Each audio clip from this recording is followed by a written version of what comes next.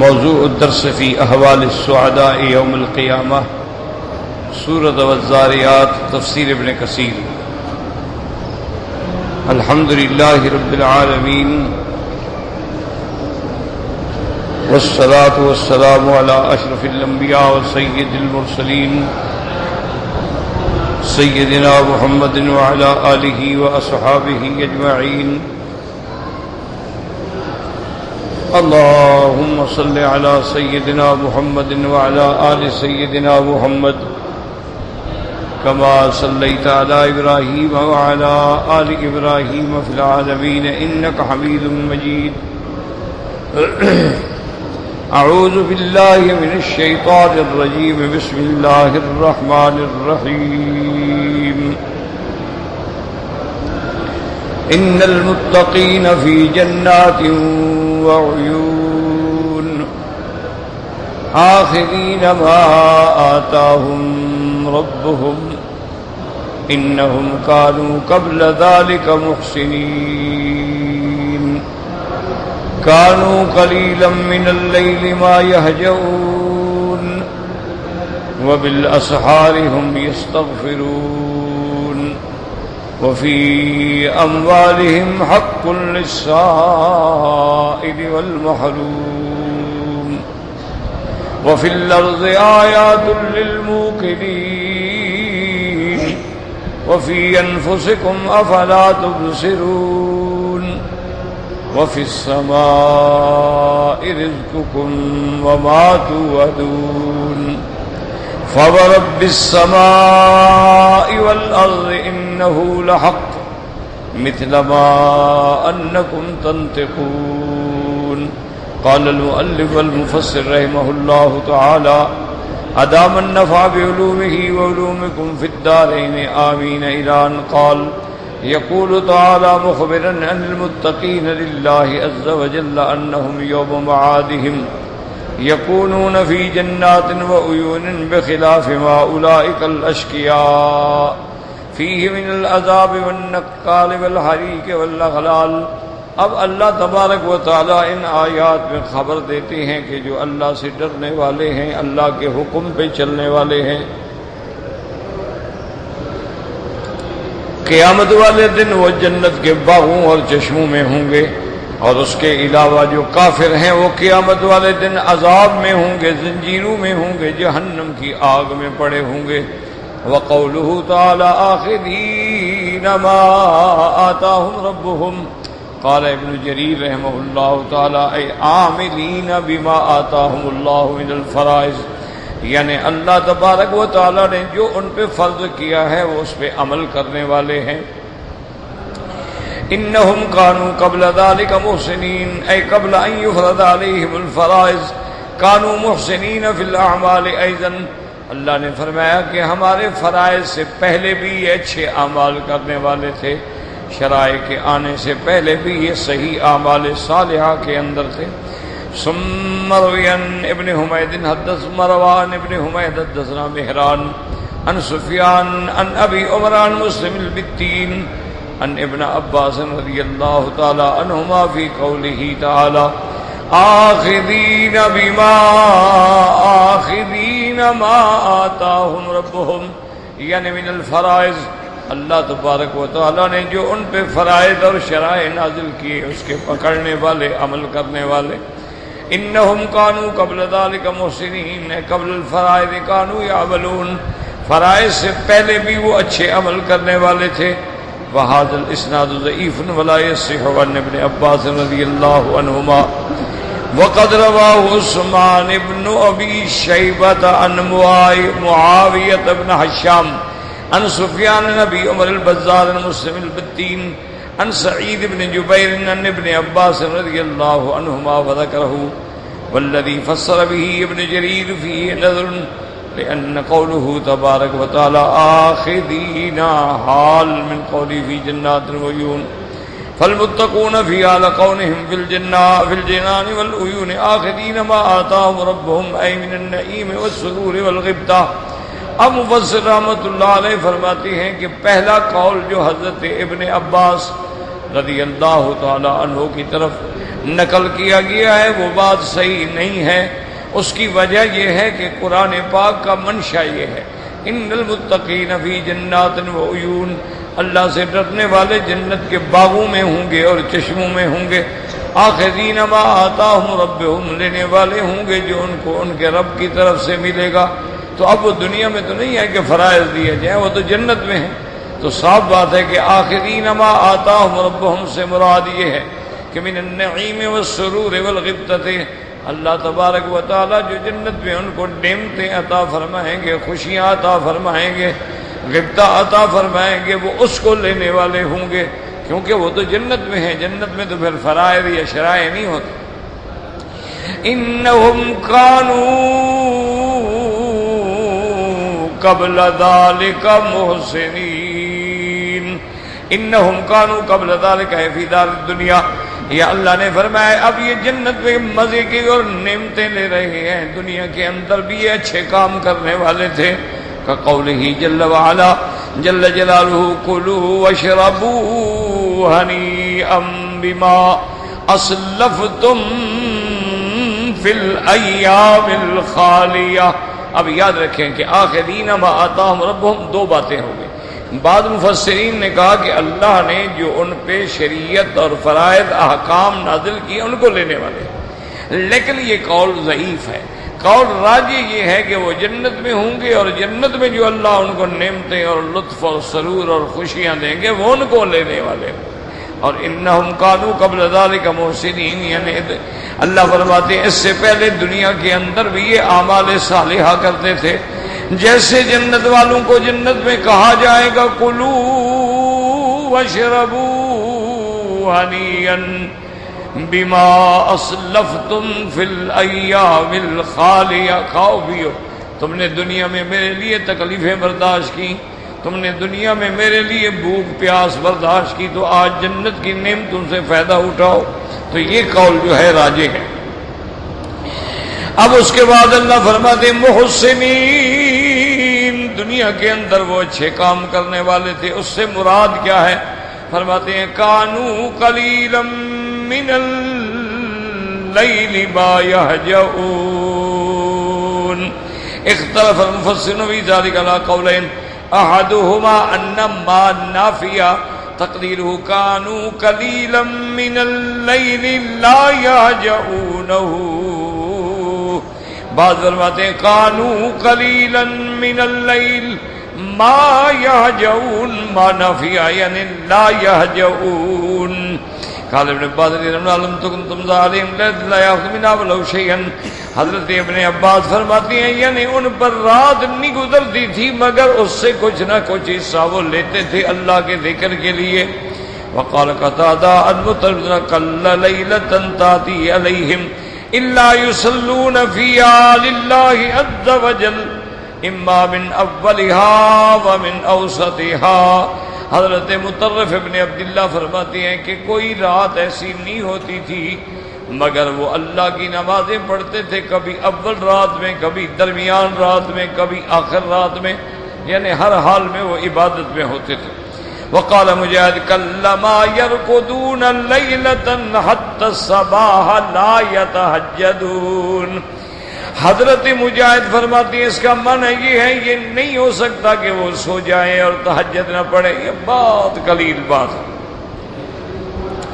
وَقَذَا قَالَ قَتَادَةُ وَقَالَ أَنَسُ رضی اللہ تعالیٰ عنہ كَانُوا يُصَلُّونَ بَيْنَ الْمَغْرِبِ وَالْعِشَاءِ۔ حضرت انس بن مالک کا ایک قول یہ ہے کہ حضرت ابو العالیہ فرماتے ہیں کہ كَانُوا قَلِيلًا مِّنَ اللیل ما یہجعون کا معنی یہ ہے کہ کانوا یصلون بین المغرب والعشاء، مغرب کے بعد بھی وہ نماز پڑھتے ہیں، سنتیں پڑھتے ہیں، اوابین پڑھتے ہیں۔ وقال ابو جعفر الباقر کانوا لا ینامون حتی یصلوا الاتمۃ۔ حضرت امام ابو جعفر الباقر فرماتے ہیں معنی یہ ہے کہ وہ نہیں سوتے تھے جب تک کہ عشاء کی نماز ادا نہ کر لیں۔ والقول الثانی انما مصدریت کانوا قلیلا من اللیل ہجوءہم ونومہم مختار بن جریر، اور دوسرا قول یہ ہے کہ کانوا قلیلا من اللیل ما یہجعون، ما مصدریہ ہے اس کا معنی یہ ہے کہ رات کو ان کی بڑی تھوڑی نیند ہوتی تھی، زیادہ عبادت کے اندر گزارتے تھے۔ وقال الحسن بصری رحمہ اللہ تعالی كانوا قليلا من الليل ما يهجعون كابدوا قيام الليل فلا ينامون الا قله والنشطوا فمدوا الى السحر حتى كان استغفار بالسحر۔ حضرت حسن بصری فرماتے ہیں کہ انہوں نے قیام اللیل کی تکلیفیں برداشت کی، رات کو نہیں آرام کرتے تھے مگر تھوڑی سی رات، پھر اس کے بعد لگاتار عبادت کرتے ساری رات حتیٰ کہ سحر کا وقت ہو جاتا، اور سحر کے اندر پھر آپ استغفار فرماتے تھے، یعنی ان کی راتیں جو ہیں وہ عبادت پہ گزرتی۔ جیسے ایک حدیث مبارک میں آتا ہے کہ حضور صلی اللہ علیہ وسلم نے صحابہ کو رمضان المبارک میں تراویح کی نماز پڑھائی، تو صحابہ فرماتے ہیں کہ تقریباً آپ نے اتنی لمبی نماز پڑھائی کہ آدھی رات گزر گئی۔ پھر دوسری رات فرماتے ہیں حضور نے تراویح پڑھائی تو گویا 2 حصے رات کے گزر گئے۔ پھر تیسری رات حضور پاک نے تراویح پڑھائی تو صحابہ کہتے ہیں ہمیں ڈر ہو گیا کہ تراویح سے فارغ ہونے کے بعد پتہ نہیں سحور کرنے کا موقع ملے گا کہ نہیں ملے گا، اذان ہو جائے، یعنی ساری رات تراویح میں گزر گئی۔ آج ہم تو اسی جھگڑے میں پڑے ہوئے ہیں نا جی، 8 رکعت ہیں کہ 11 ہیں کہ 20 ہیں، لیکن حضور والی تراویح کون پڑھتا ہے؟ حالانکہ تراویح پڑھنا حضور صلی اللہ علیہ وسلم سے ثابت ہے، اور ایک روایت میں تو 20 رکعت پڑھنا بھی حضور صلی اللہ علیہ وسلم سے ثابت ہے۔ اور پھر اس کے بعد یعنی دور ابو بکر میں، دور عمر میں، دور عثمان میں، دور علی میں رضوان اللہ علیہم اجمعین، خلفائے راشدین کے تمام ادوار میں جو ہے وہ 20 رکعت پہ اجماع ہے، اتفاق ہے، جس میں ایک صحابی نے بھی مخالفت نہیں کی۔ اسی لیے بعض علماء فرماتے ہیں کہ یہ اجماع سکوتی ہے، یعنی ہر صحابی راضی ہے۔ اسی طرح آپ دیکھیں روایات میں کہ حضور صلی اللہ علیہ وسلم اور آپ کے خلفاء کے بارے میں آتا ہے کہ وہ 23 رکعتیں پڑھتے تھے، اور وضاحت ہے کہ 20 جو ہیں وہ تراویح تھی اور 3 رکعتیں جو ہیں وہ وتر تھی۔ اب یہ ساری حدیثیں بھری ہوئی ہیں، اس کے بعد بھی آدمی بلا وجہ ایک دوسرے سے جھگڑے اور مناظرے اور مقابلے اور اشتہار، تو یہ ہماری بدقسمتی اور کیا ہو۔ اور پھر 3 رکعتوں کا اتنی وضاحت ہے حدیث میں کہ صورتیں بھی بتا دی گئی کہ پہلی رکعت میں سبح اسم ربک الاعلی، دوسری رکعت میں قل یا ایھا الکافرون، اور تیسری رکعت میں قل ھو اللہ احد۔ حضور یہ صورتیں پڑھتے تھے، بھی ایک رکعت ہے تو پھر ایک صورت بتائی جائے نا، 3 صورتیں تو نہ بتائیں۔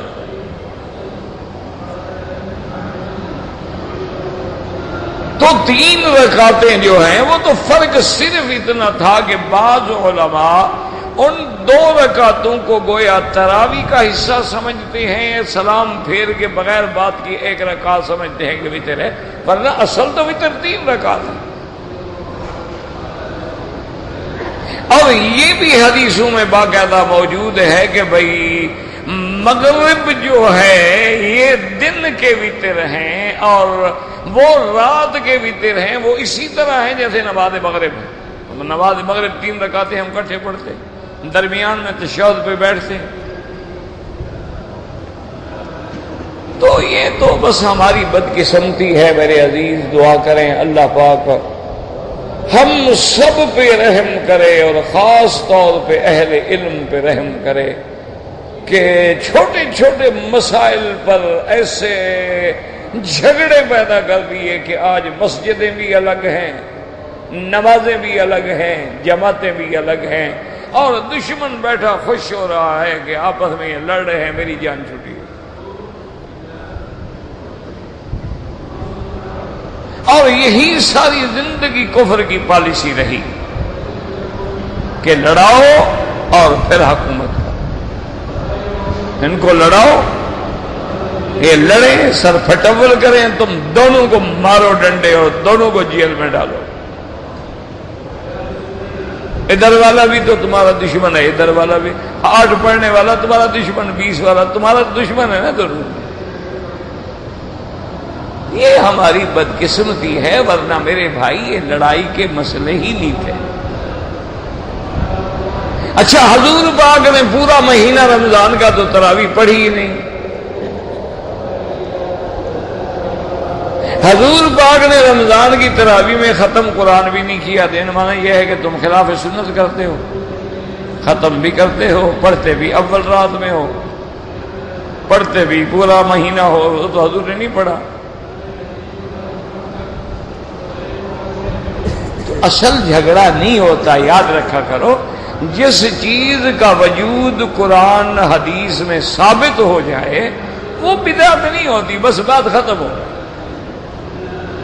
اب طواف کرنے کا حکم قرآن میں بھی موجود، حدیث میں بھی موجود، فعل رسول میں بھی موجود، اور تمام انبیاء، تمام صحابہ سے بھی موجود، بس بات ختم ہو گئی کہ طواف جو ہے کعبے کا یہ جائز ہے، اللہ کا حکم ہے، اور طواف کبھی فرض بھی ہوتا ہے، کبھی واجب بھی ہوتا ہے، کبھی سنت بھی ہوتا ہے، کبھی نفل بھی ہوتا ہے، تو طواف ثابت ہے۔ حالانکہ حضور پاک نے 10 طواف کبھی نہیں کیے ایک دن میں۔ آج اگر کوئی 10 طواف کہے تو ہم کہیں گے بدعت کر رہا ہے۔ بدعت تو تب ہو جب طواف کا حکم نہ ہو۔ آقا انعامدار نے ساری زندگی 4 عمرے کی ہے۔ اب اگر ایک بندے کو اللہ توفیق دیتا ہے وہ ہر سال عمرہ کرتا ہے تو ہم کیا کہیں گے؟ بدعت کر رہا ہے۔ جب عمرہ ثابت ہے اب 1 کرو یا 1000 کرو۔ بدعت وہ ہوتی ہے، یاد رکھو، نہ قرآن میں ہے، نہ حدیث میں ہے، نہ اجماع میں ہے، نہ قیاس میں ہے، وہ بعد میں لوگوں نے دین سمجھ کے بنائی ہے، وہ بدعت ہے۔ اب لوگ کہہ دیتے ہیں جی گھڑی بھی تو مولوی پہنتے ہیں، پھر یہ بھی بدعت ہے۔ یہ دنیا کی بات ہے، دین تھوڑا ہے گھڑی پہننا۔ بدعت وہ ہے جو دین میں نئی چیز پیدا کی جائے۔ اب ایک آدمی ہے وہ شیروانی پہنتا ہے، حضور کے زمانے میں نہیں تھی، تو یہ تھوڑا کہیں گے بدعت ہے، یہ تو لباس ہے۔ اس میں اسلام نے اجازت دی ہے کہ جو لباس پہنو بس ریشم نہ ہو۔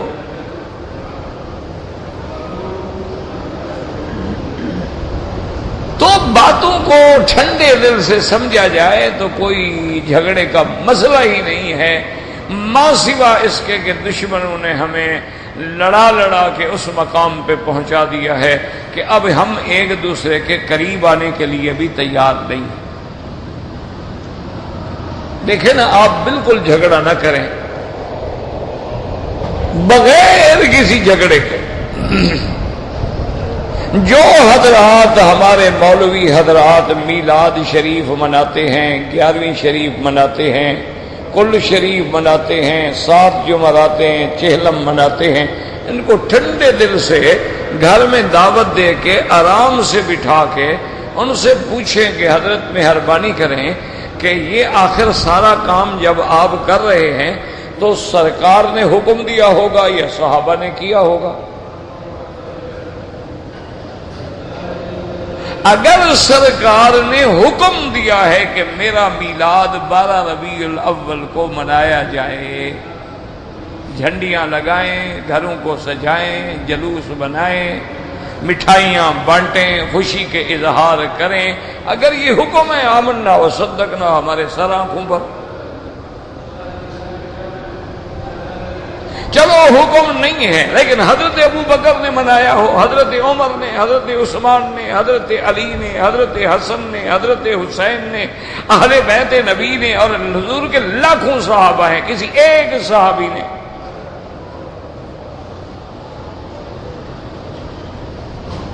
ٹھیک، کوئی جھگڑا نہیں۔ حضور پاک کی زندگی میں حضور کے بیٹے فوت ہو گئے، حضور کی زندگی میں سیدہ خدیجہ فوت ہو گئی، حضور کی زندگی میں حضور کی 3 بیٹیاں فوت ہو گئیں، بی بی رقیہ، ام کلثوم اور بی بی زینب۔ کیا حضور نے ان کے لیے بھی کل خوانی اور تیسرے دن قرآن خوانی کا انتظام کیا یا حکم دیا؟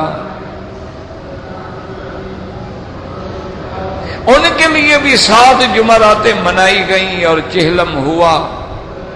اگر ہے ٹھیک ہے، کوئی جھگڑا نہیں۔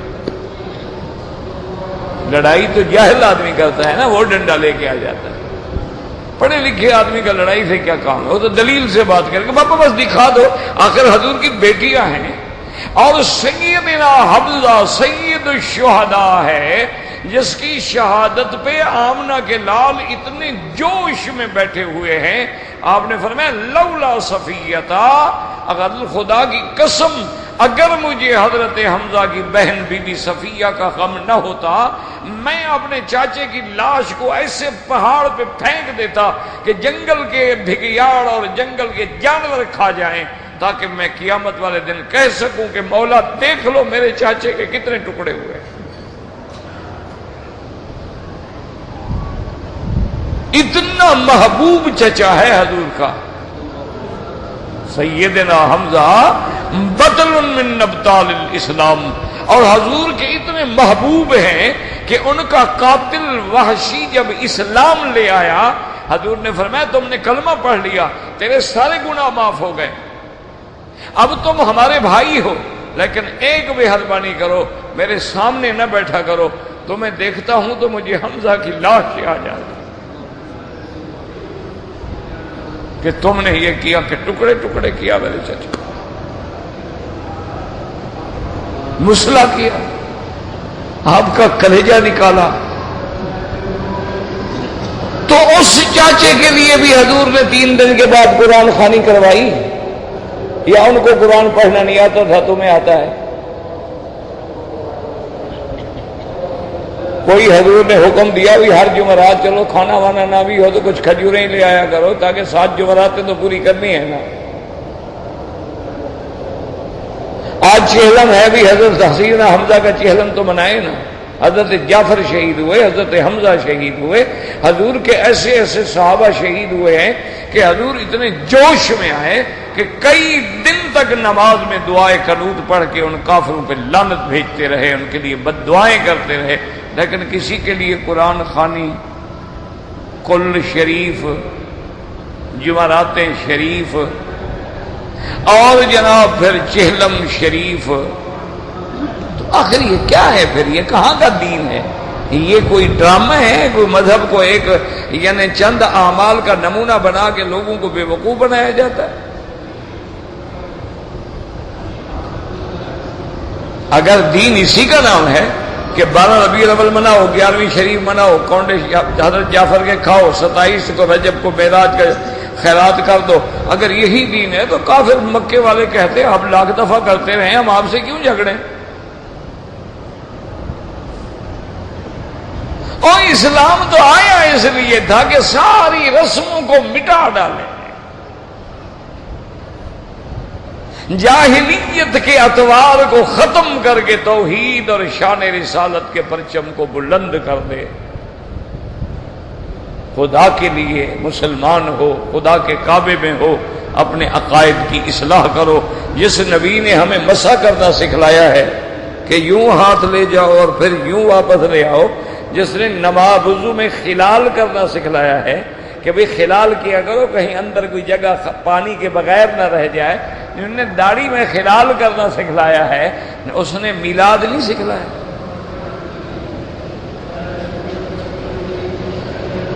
کیا وجہ ہے؟ جس نبی پاک نے ہاتھ اٹھانا سکھلایا، ہاتھ باندھنا سکھلایا، جس نبی پاک نے رکوع کرنا سکھلایا، سجدہ کرنا سکھلایا، سلام پھیرنا سکھلایا، طواف کرنا سکھلایا، مقام ابراہیم پہ 2 رکعت پڑھنی سکھلائی، صفا مروہ دوڑنا سکھلایا، مینا کا جانا سکھلایا، عرفات میں حج کرنا سکھلایا، مزدلفہ میں رات گزارنا سکھلایا، حتیٰ کہ ابلیس لعین کو کنکری مارنا بھی سکھلایا۔ انہوں نے یہ تمہارے مسئلے نہیں سکھلائے، نہ عرس شریف، نہ میلاد شریف، نہ 11ویں شریف۔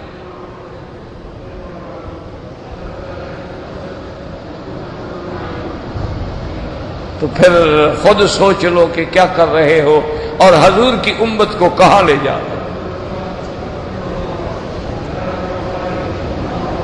سرکار دو جہاں کی امت کو سنت کے بجائے بدعات کی گمراہیوں اور بدعات کے اندھیروں میں دھکیل رہے ہو، اور نام حضور کی محبت کا دے رہے۔ محبت کا معنی اتباع ہے، محبت کا معنی مخالفت تھوڑا ہوتا ہے۔ اس لیے اللہ نے اعلان کر دیا قل ان کنتم تحبون اللہ فاتبعونی یحببکم اللہ ویغفر لکم ذنوبکم۔ اللہ نے فرمایا میرے محبوب، میرے مدنی اعلان کر دو، اگر تم اللہ کو دوست بنانا چاہتے ہو تو پھر محمد مصطفیٰ کی اتباع کرو، اور جب تم میرے مدنی کی اتباع کرو گے اللہ تم سے محبت کریں گے، تم میرے محبوب کے غلام بن جاؤ اللہ تم سے محبت کریں گے، اور اللہ تیرے گناہوں کو معاف کر دیں گے۔ لیکن شرط یہ ہے کہ اتباع محمد مصطفیٰ، میرے مدنی کی اتباع کرو۔ کہیں فرمایا اطیعوا اللہ واطیعوا الرسول، اللہ کی اطاعت کرو، اللہ کے رسول کی اطاعت کرو، اور کہیں فرما دیا من یطع الرسول فقد اطاع اللہ، جس نے میرے مدنی کی اطاعت کی اس نے میری اطاعت کی ہے۔ اور ساتھ بتلا دیا میرا مدنی مبارک ہو، آج میں نے تیرا دین مکمل کر دیا، تجھ پہ نعمتیں میں نے پوری کر دی ہیں۔ جب دین مکمل ہو گیا تو یہ سارے ٹکڑے تم نے کہاں سے لگائے؟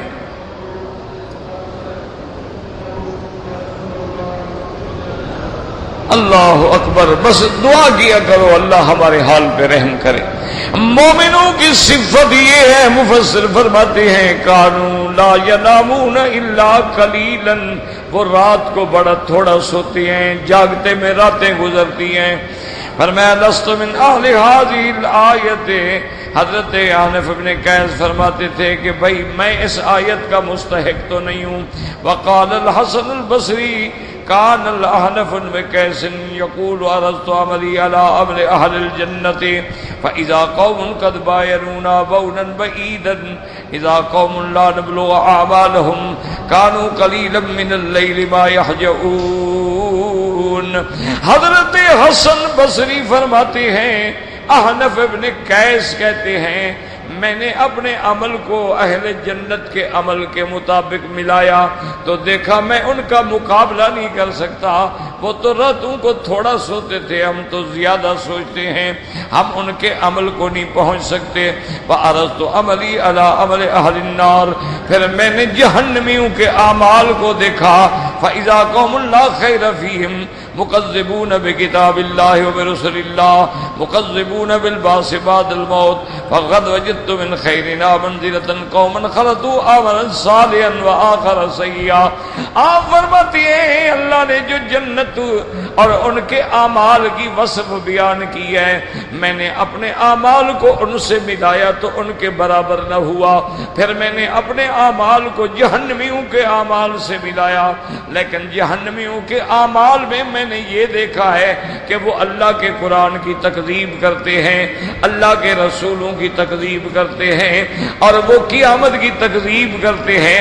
لیکن الحمدللہ ہمارا اللہ پر بھی ایمان ہے، اللہ کے رسولوں پر بھی ایمان ہے، اور قیامت پر بھی ایمان ہے۔ تو لہذا میرے اعمال جو ہیں وہ جہنمی والے تو نہیں ہیں لیکن جنت والے بھی نہیں ہیں۔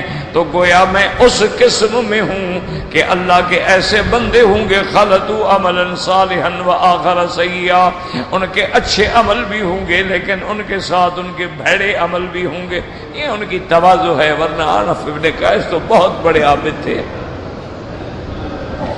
یہ وہ تواضع بیان فرما رہے ہیں۔ اور اس کے بعد فرما دیں قال عبد الرحمن بن زید بن اسلم قال رجل من بنی تمیم النبی ابا اسامہ صفری لنا صفۃ لا اجدها فینا ذکر اللہ تعالی قوما۔ اب فرماتی ہیں کہ انہوں نے کہا کہ ابا اسامہ اللہ نے جنتیوں کی صفت بیان کی ہے لیکن ہم اپنے اندر نہیں پاتے۔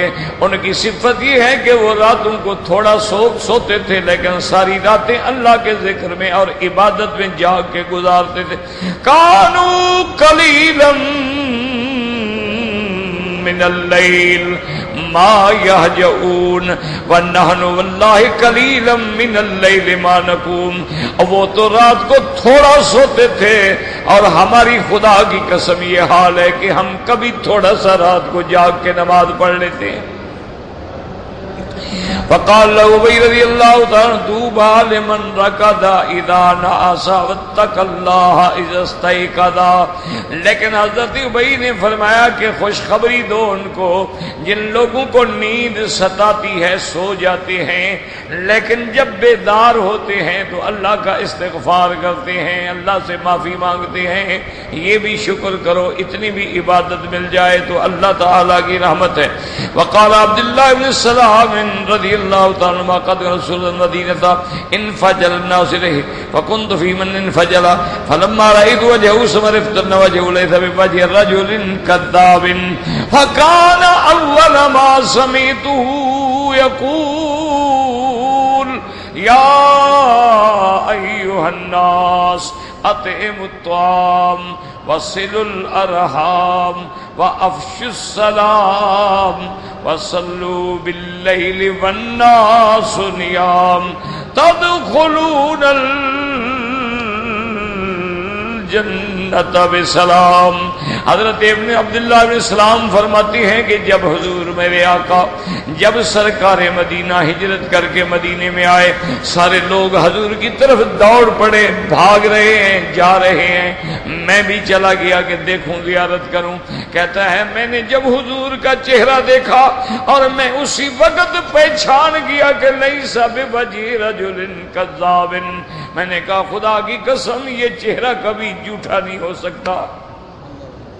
اللہ اکبر. حضور کا چہرہ بھی صداقت کی علامت تھی، نبوت کی علامت تھی.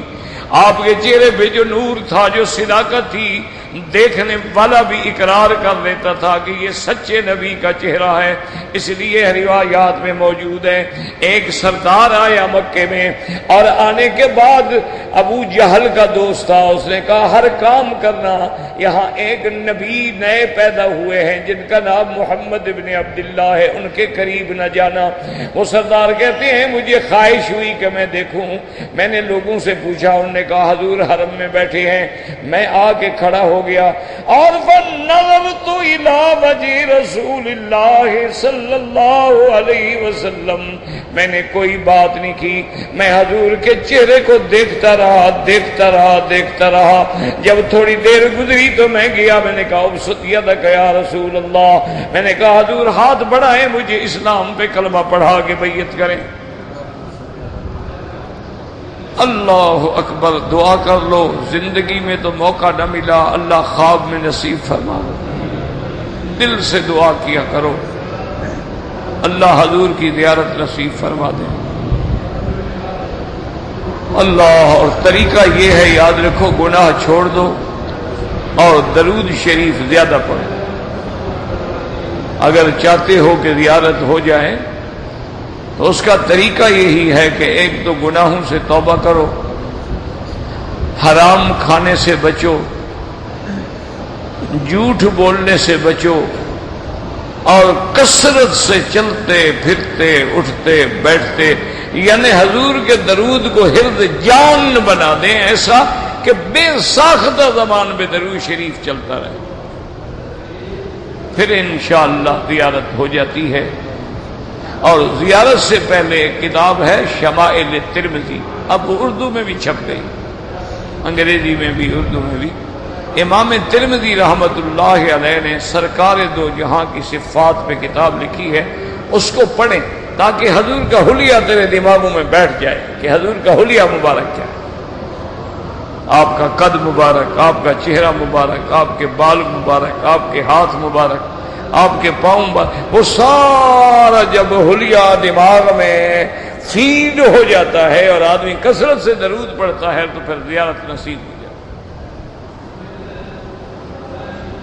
اللہ اکبر، اللہ اکبر. تو اس نے کہا حضور ابسط، ہاتھ بڑھایا، مسلمان ہو گیا. واپس جب گیا تو ابو جہل ملا، کہنے لگا تمہیں کیا ہو گیا یار؟ تو ہم نے تو سمجھا تھا تم بڑے عقل والے ہو اور سردار ہو اور ایک قبیلے کو تم ان کی سرداری کرتے ہو، تمہارا تو دماغ ہی چڑھ گیا ہے، نہ کوئی بحث کی، نہ مسئلہ پوچھا، نہ سوال، نہ جواب، نہ مناظرہ، نہ مقابلہ، کھڑے کھڑے جی مجھے مسلمان کرو۔ اور اس نے کہا ابو جہل بات سنو، میں خدا کے کعبے میں کھڑا ہوں، میری جب آپ کے چہرے پہ نظر پڑی میں نے کہا واللہ لیس ھذا وجہ کذاب، یہ جھوٹ بول ہی نہیں سکتا۔ اللہ اکبر اللہ اکبر اللہ اکبر، میں اس لیے مسلمان ہو گیا۔ عبداللہ ابن سلام بہت بڑا عالم ہے یہود کا، کہتا ہے خدا کی قسم میں نے دیکھ لیا کہ یہ چہرہ کبھی جھوٹا نہیں ہو سکتا، اور کہتا ہے میں نے جو حضور کی پہلی تقریر اور آپ کا خطاب سنا ہے اس میں حضور پاک نے اپنے صحابہ کو فرمایا کہ یا ایھا الناس، اے لوگو، اطعموا الطعام، بھوکھوں کو کھانا کھلایا کرو، وصلوا الارحام، رشتہ داری کو نبھایا کرو، رشتہ داروں سے جوڑ پیدا کرو، توڑ پیدا نہ کرو، اور فرمایا وافشوا السلام، اور سلام کو عام کر دو، جہاں سے گزرو، جس پہ گزرو، بڑا ہے چھوٹا ہے، السلام علیکم السلام علیکم، حتیٰ کہ حکم ہے گھر میں جائیں کوئی بندہ نہ ہو پھر بھی کہو السلام علیکم، اللہ کے فرشتے تو موجود ہیں۔ افشوا السلام وصلوا باللیل والناس نیام، اور حضور نے فرمایا تم راتوں کو اٹھ کے نماز پڑھا کرو، جب لوگ سو رہے ہوں تم نماز میں ہو، تدخل الجنت بسلام، تم جنت میں سلامتی سے داخل ہو جاؤ گے۔ ایک لوگوں کو کھانا کھلاؤ، اور دوسرا آپ نے فرمایا کہ رشتہ داری سے جوڑ پیدا کرو، اور سلام کو زیادہ پھیلاؤ، اور رات کو جاگ کے نماز پڑھا کرو تو جنت کے دروازے کھل جائیں گے، تدخلوها بسلام۔ اللہم انا نسألک رضاک والجنۃ ونعوذ بک من سخطک والنار۔ اللہ اکبر اللہ اکبر اللہ اکبر۔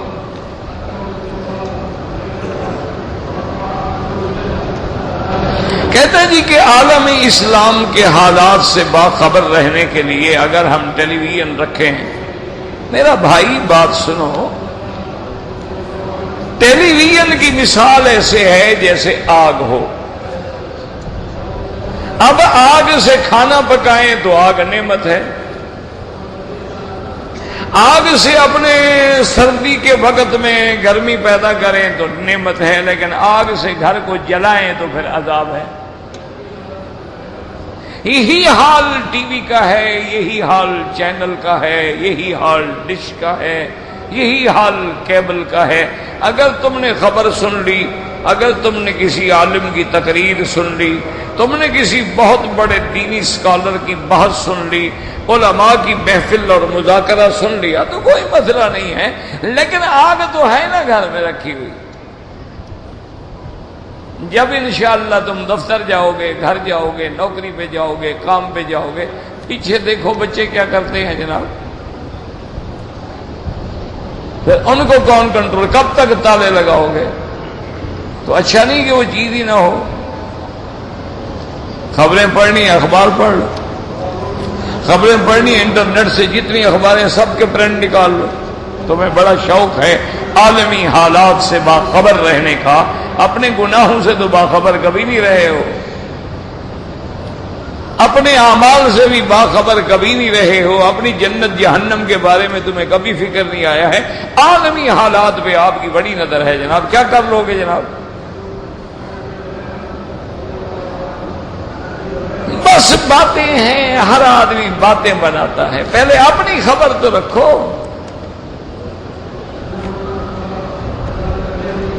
آسان درود سارے آسان ہیں، جو نماز میں پڑھتے ہو، نماز نہیں پڑھتے ہو، نماز پڑھتے ہو تو نماز میں درود شریف بھی پڑھتے ہو تو آسان ہے نا۔ افضل درود وہ ہے جو نماز میں. ہوائی جہاز میں نماز کیسے پڑھیں؟ جیسے زمین پہ پڑھتے اور کیسے پڑھیں؟ جیسے یہاں پڑھتے وہاں پڑھو، کعبے کی طرف رخ کرو، نماز پڑھو. ہم عمرے پہ آئے ہوئے ہیں، رشتہ داروں کے لیے تحفہ لے جائیں، سما کوئی بات، کوئی منع نہیں.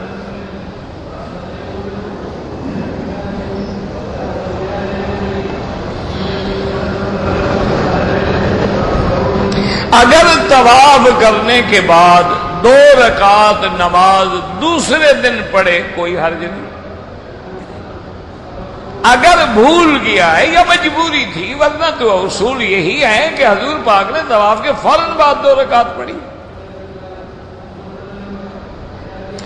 اگر کوئی آدمی 4 طواف کرے اور بعد میں سب کی 2 رکعت ملا کے پڑھ لے، وہ بھی جائے گا. آج مجھ سے ایک دوست ہے میرے، وہ مسئلہ پوچھ رہے تھے. ایک آدمی عمرے پہ آیا ماشاءاللہ، اس نے عمرے کا جو طواف کیا ہے اس نے 51 چکر لگایا ہے. 51. کہتے جی کیا ہوگا؟ میں نے کہا 7 تو ادا ہو گئے، باقی اللہ کے حوالے گئے. تو باہر آ رہا، اس بیچارے کو پتہ نہیں لگا ہوگا. اس نے سوچا ہوگا بھی لوگ نہیں رکتے ہیں، لوگ پھر رہے ہیں، پھرتے رہو.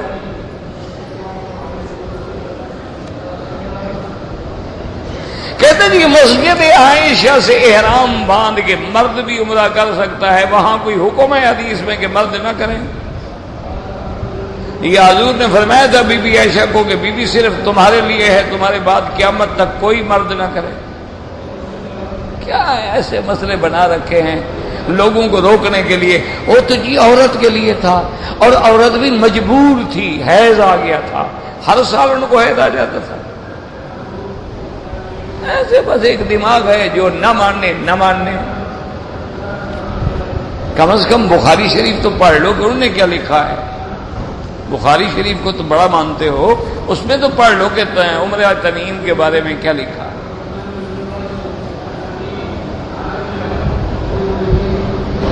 جو لوگ فوت ہو گئے ہیں ان کے لیے کر سکتے ہیں عمرہ، جو زندہ ہیں وہ خود کریں، یا آپ کو وصیت کی کہ میرے لیے کرو، ورنہ اپنے لیے کرو، ان کے لیے دعا مانگو. کہتے جی کہ جہاز میں پرواز کے دوران مجبوری ہے کھڑے ہو کے پیشاب کریں، کوئی بات، کوئی مسئلہ نہیں، لیکن کھڑے ہو کے تو زیادہ گندے ہونے کا خطرہ ہے. کھڑے ہو کے جو پیشاب کرو گے جہاز میں جناب، وہ تو زیادہ خطرہ ہے نا. جہاز ہے، حرکت ہو رہی ہے، وہ تو اور زیادہ چھینٹے نہ پڑ جائیں. کسی سے سیکھ لو کہ کموڈ پہ کیسے بیٹھا جاتا ہے. جب سیکھ لو گے نا کوئی تکلیف نہیں ہوگی. یہ تکلیف تب ہوتی ہے کہ تمہیں اس پہ بیٹھنا نہیں آتا، ورنہ تو سب سے آرام جو ہے وہ کموڈ پہ ہے، بیٹھ کے آرام سے پیشاب کرنے کے لیے. لیکن کسی آدمی سے سیکھ لو، شرم کی کیا بات ہے، ہر آدمی سیکھتا ہے.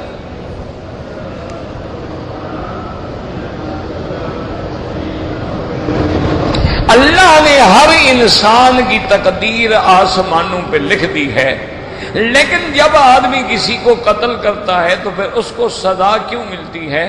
یہی تو دماغ خراب ہے تمہارا، تم نے لکھنے کو سمجھا ہی نہیں. اب دیکھو، آپ گاڑی میں بیٹھے ہوتے ہیں، گاڑی میں اے سی ہوتا ہے. اچھا، وہاں 2 نشان بھی لگے، لکھا ہے کول اور آگے لکھا ہے ہارٹ. کول پر سبز نشان ہے اور ہارٹ پہ سرخ لکیر ہے. اب دونوں چیزیں لکھی ہیں. اب اس گرمی کے زمانے میں اگر کوئی آدمی گاڑی کے شیشے بند کر کے اس بٹن کو ہارٹ پہ رکھ کے اور جناب فل فین کھول دے اور گاڑی آگ بن جائے، اس کو کیا کر رہے ہو؟ اس نے کہا لکھا جو ہے. تو یہ لکھنے والے کا جرم ہے یا استعمال کرنے والے کا جرم ہے؟ اللہ کے لکھنے کا معنی یہ ہے اللہ جانتے تھے کہ تم یہ جرم کرو گے، انہوں نے پہلے لکھ دیا. یہ نہیں کہ تم سے کروا کے تمہیں سزا دے رہے ہیں. کچھ بات کو سمجھا کریں.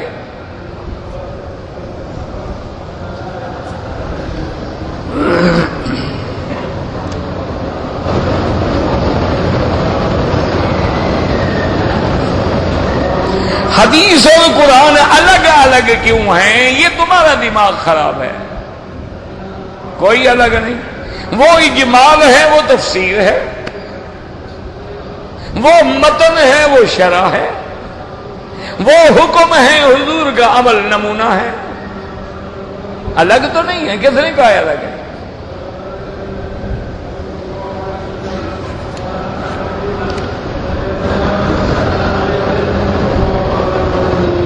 مجھے شک ہے کہ عمرے میں نے طواف کے 6 چکر لگائے تھے یا 7۔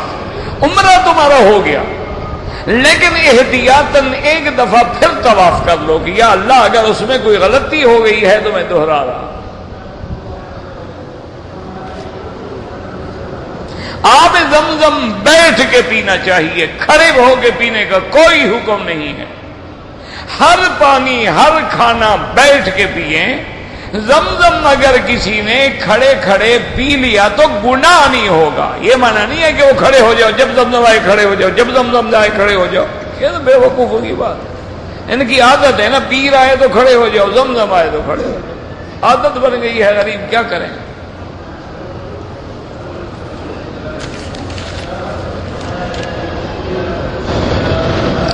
میری امی جان نے عمرے کے بعد اپنے بال خود کاٹ لیے، بالکل ٹھیک ہے۔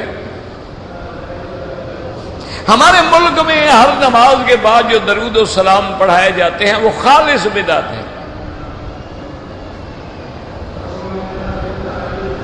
اگر ایک آدمی نے اپنے ہوٹل سے غسل کیا، چادریں باندھی، پھر مسجد عائشہ جا کے 2 رکعت پڑھ کے نیت کی، ٹھیک ہے، کوئی مسئلہ نہیں۔ چادریں باندھنے کا کیا ہے، جہاں سے باندھ لو۔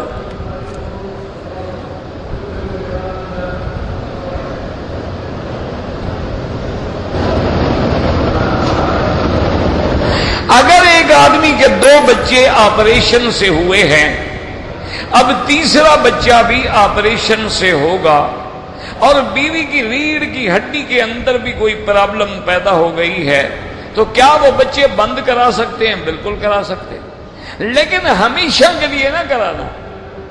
آج کل بڑا آسان ہے، آج کل کوئی پرابلم نہیں ہے، وہ صرف ٹیوب جو ہے نا اس کو علیحدہ کر دیتے ہیں بس۔ ایک ہے کہ بالکل یوٹرس کو ریموو کر دو کہ وہ رہے ہی نہ، وہ تو بالکل ناجائز ہے۔ آپ ٹیوب الگ کر دیں، حمل نہیں ہوگا، تاکہ کبھی اللہ نہ کرے پھر تمہیں ضرورت ہو جائے اولاد کی تو پھر ٹیوب کو جوڑ دیا جائے گا۔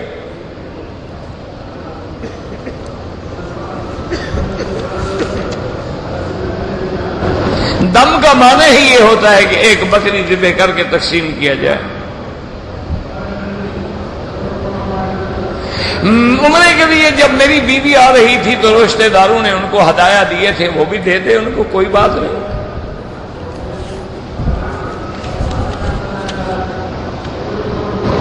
ہسپتال کے اندر اگر قرآنی آیات ہم لکھ کے لگا دیں فَإِذَا مَرِضْتُ فَهُوَ يَشْفِينِ یا سورۃ فاتحہ، بالکل جائز ہے۔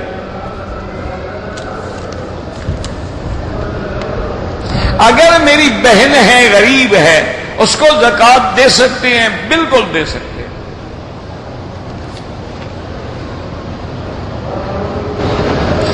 اذان مغرب کے بعد چونکہ یہاں وقفہ ہوتا ہے، اور ایک حدیث مبارک میں ہے کہ بین کل اذانین صلاۃ، حضور نے فرمایا کہ ہر اذان اور تکبیر کے درمیان میں نماز ہے۔ اس حدیث کو سامنے رکھ کر یہ 2 رکعت پڑھ لیتے ہیں، لیکن امام ابو حنیفہ فرماتے ہیں کہ جہاں وہ حدیث ہے اس کے ساتھ اور حدیث بھی ہے کہ الا المغرب، کے مغرب کے ساتھ نہ پڑھی جائے۔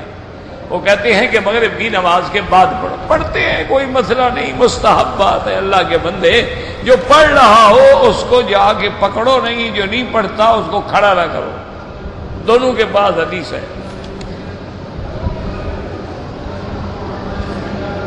بدعت وہ ہے جو قرآن و سنت میں نہ ہو۔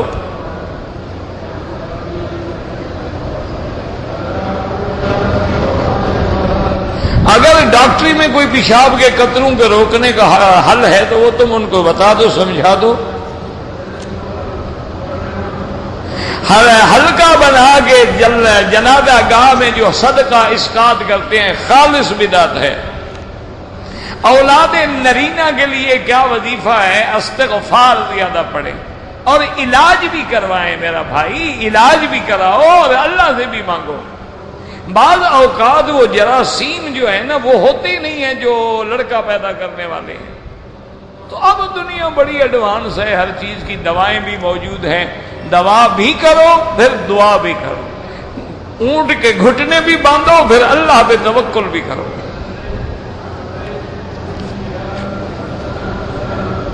آپ نے جو خواب دیکھا مجھے نہیں پتا، کسی خواب والے مولوی سے پوچھو۔ بہرحال یہ لوگ درس کے لیے بیچارے کوشش کرتے ہیں۔ انڈر ویئر اگر پورے عمرے میں پہنے رکھا تو دم پڑ گئی، لیکن اگر کسی نے بتایا اور آپ نے نکال دیا پھر کوئی دم نہیں ہے۔ نماز قصر میں سنت نفل معاف ہے، پڑھو تو ثواب ہے۔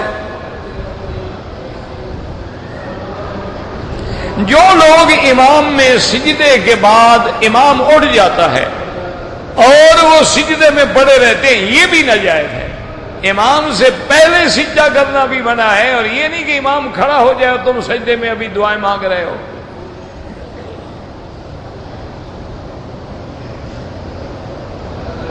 کبھی کبھی لوگوں کو نیکی کا ہیضہ ہو جاتا ہے نا، کیا کرے یار، مسواک سنت ہے، اب مسواک شروع کر دیں گے، ماشاء امام فاتحہ ختم کر دے گا، وہ مسواک کر رہا ہے، واقعہ کرو خدا کی، تکبیر تحریمہ بھی گئی، سورت فاتحہ بھی گئی، مسواک پہ عمل ہو رہا ہے۔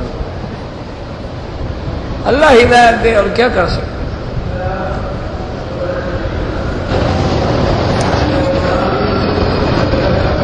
ہر طواف میں رمل نہیں ہوتا، جس طواف میں آپ نے احرام باندھا ہوا ہے اس میں رمل ہوتا۔ صفوں میں لازم اتصال ہو، انخلا نہ ہو، لیکن ہو جائے تو حرم ہے، مجبوری ہے، اگلی سب نظر آ رہی ہے، نماز ہو جاتی ہے۔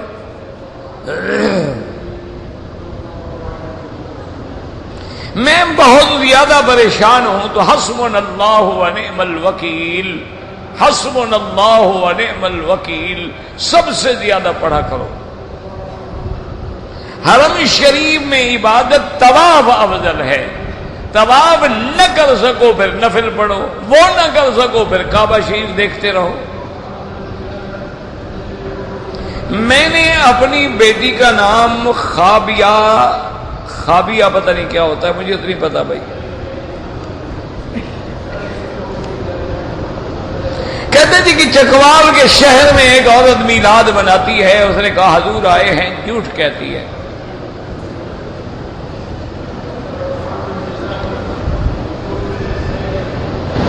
اگر 2 سال کا بچہ طواف کرے اس کے کوئی نفل نہیں ہوتے، عقل کرو، 2 سال کے بچے کو کیسے نفل پڑھواؤ گے بھلا؟ یہ بھی مسئلہ ہے پوچھنے والا۔ اہل تشیع کی شادی شدہ لڑکی سنی لڑکے سے شادی کرنا چاہتی ہے، بالکل حرام ہے، اس کی پہلے شادی موجود ہے۔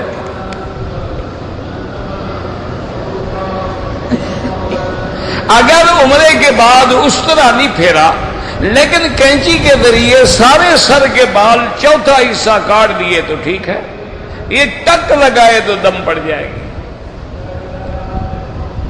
جو شخص قرآن پڑھ کے بھول جائے وہ گناہ کبیرہ کا مرتکب ہے، توبہ بھی کرے اور دوبارہ یاد کرنے کی کوشش بھی کرے۔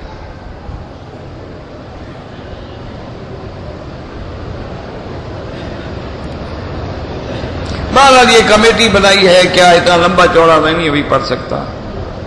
اگر 50 طواف کیے جائیں یہ کوئی حدیث نہیں، اللہ بخشے تو ایک ہی کافی ہے۔ حرم شریف میں 20 رکعت کب سے پڑھی جاتی ہے؟ حضور کے زمانے سے، صحابہ کے زمانے سے۔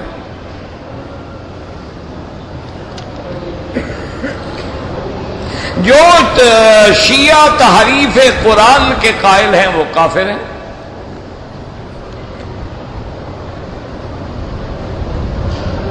اگر کوئی مولوی یہ عقیدہ رکھتا ہو کہ ولی اللہ اولیاء اللہ کی روحیں آتی ہیں تو اس کو کہو کسی ایک روح کو پکڑ کے بٹھا دے تاکہ آپ کو بھی دکھائے۔ بھی روح تو ایسی چیز ہے کہ اللہ کے سوا کوئی جانتا نہیں، تو مولوی نے کون سی اینک لگائی ہے کہ اس کو پتہ لگ جاتا ہے؟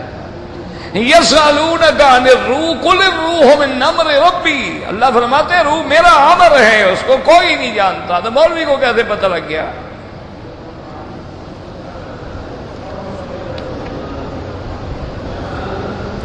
اگر ہم نوکری کرتے ہیں مکہ میں، پاکستان جائیں، واپسی پہ احرام لازمی ہے، میقات ہے، جوتے گم ہو جائیں تو لوگوں کے نہ پہنو،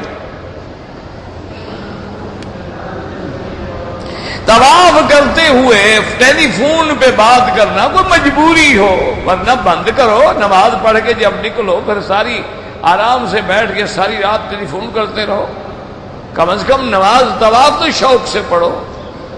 ربنا تقبل منا انك انت السميع العليم وتب علينا انك انت التواب الرحيم اللهم لا تدع لنا ذنبا الا غفرته ولا هما الا فرجته ولا عيبا الا سترته ولا كربا الا نفسته ولا ضالا الا هديته ولا فسادا الا اصلحته ولا مريدا الا شافيته ولا مبتلا الا عافيته ولا ميتا الا رحمته ولا حيا الا هديته ولا اسيرا الا يسرته ولا حاجة من حوائج الدنيا والآخرة إلا قضيتها ويسرتها يا أرحم الراحمين اللهم إنا نسألك الفوز في القضاء ونزل الشهداء وعيش السعداء والنصر على الأعداء۔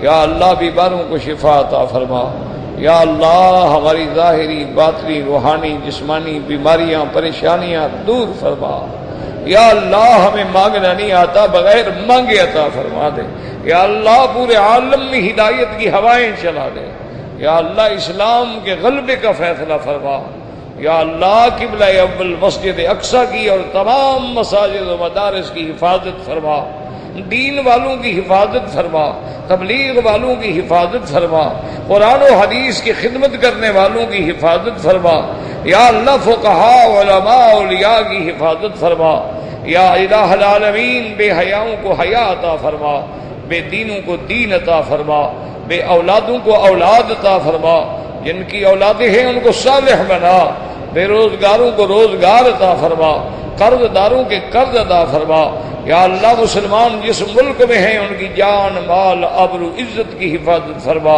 یا اللہ مسلمانوں کی حفاظت فرما، یا الہ العالمین اپنی رحمت کے فیصلے فرما، یا اللہ ہمارے گناہوں کی وجہ سے ہمیں عذاب سے بچا دے، اللہم لا تہلکنا بذنوبنا، اللہم انا خلق من خلقک، اللہم لا تمنع عنا بذنوبنا فضلک، یا حی یا قیوم برحمتک نستغیث، یا غیاث المستغیثین اغثنا اغثنا اغثنا، علیک توکلنا و الیک انبنا، وصلی اللہ تعالی علی خیر خلقہ سیدنا محمد وعلی آلہ وصحبہ اجمعین۔